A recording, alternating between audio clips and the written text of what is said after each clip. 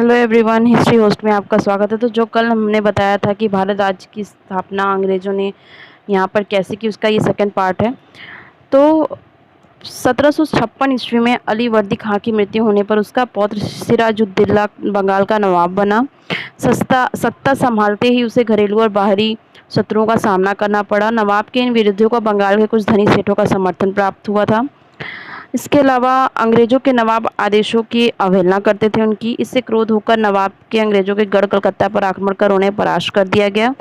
जब इस घटना का समाचार चेन्नई पहुंचा तब क्लाइव एक नौ सैनिक बेड़े के साथ कोलकाता पहुंचा। कोलकाता पर अंग्रेजों का पुनः अधिकार हो गया।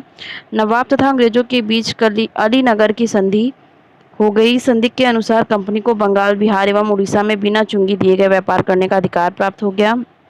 इस षड्यंत्र से राय दुर्लभ, जगत सेठ, अमीचंद नामक व्यापारी भी व्यापारिक लाभ के लिए शामिल थे। इस षड्यंत्र की योजना पक्की होते ही क्लाइव ने सिराजुद्दौला को एक कूटनीतिक पत्र लिखकर उस पर संधि की शर्तों को भंग करने का आरोप लगाया। इस संधि के उल्लंघन उसे दंडित करने के लिए वह एक बड़ी सेना लेकर बंगाल की राजधानी मुर्शिदाबाद की ओर चल पड़ा।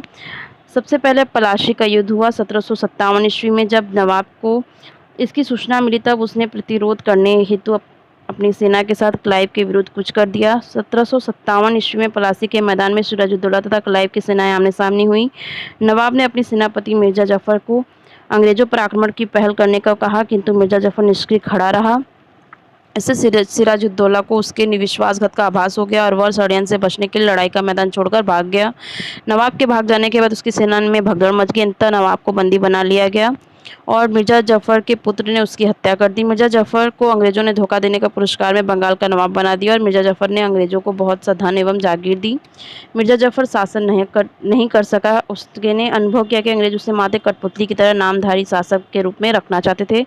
अंग्रेजों ने उसे अपनी सुनिश्चित आय का साधन बना लिया और उससे धन वसूलने लगे।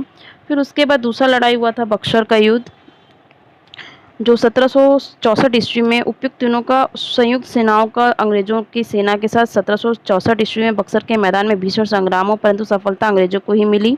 मीर कासिम युद्ध भूमि में भागने में विवश हो गया। अंग्रेजों ने एक बार फिर मिर्जा जफर को बंगाल का नवाब बना दिया। बक्सर के युद्ध का भारतीय इतिहास में बहुत महत्व है। अंग्रेजों की इस विजय से न केवल मीर कासिम की शक्ति छिन भिन्न हो गई, बल्कि अवध की भी अंग्रेजों के सैन्य और राजनीतिक प्रभुत्व में आ गए। जहां प्लासी की जीत से अंग्रेजों आर्थिक स्थिति मजबूत की, वहीं बक्सर की जीत ने अंग्रेजों के पैर भारत में और मजबूत कर दिए।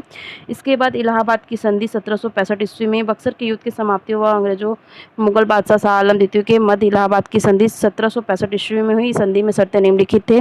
मुगल बादशाह शाह आलम द्वितीय ने शाही फरमान द्वारा अंग्रेज कंपनियां ईस्ट इंडिया कंपनी को बंगाल, बिहार और उड़ीसा की दीवानी प्रदान कर दी। इन प्रांतों से भू राजस्व वसूली के अधिकारी हो गए।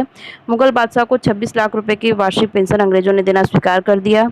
कंपनी ने कहा और इलाहाबाद की झीलें अवध के नवाब से लेकर मुगल बादशाह को दे दी गई। अवध का शेष भाग अवध के नवाब शुजा-उद-दौला को वापस कर दिया गया। नवाब ने कंपनी में 50 लाख रुपए युद्ध हर्जाने के रूप में दिए। मराठों को आक्रमण की स्थिति में बंगाल नवाब एवं क्लाइव के को पारस्परिक सहयोग करना पड़ा। इसी प्रकार मिर्जा जफर पुनः बंगाल के नवाब बन गए। उसके बाद उसके पुत्र को भी पेंशन वैध हो गई। वे नाम मात्र के शासक रह गए। बंगाल में मिर्जा जफर फिर से नवाब बन गया। इसके पुत्र नाम मात्र का नवाब बन गया और उसकी भी पेंशन बांध दी गई। भारत पर प्रभुत्व जमाने के लिए अंग्रेजों ने भारतीय सामाजिक, आर्थिक एवं राजनीतिक ढांचों पर अपना वर्चस्व स्थापित किया और भारत में अपना औपनिवेशिक राज बना लिया गया।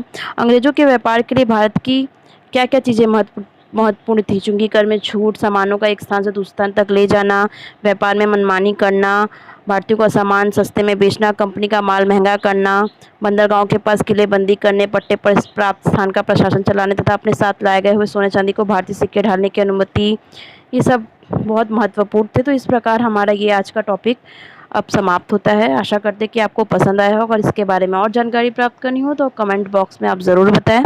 तब तक थैंक यू।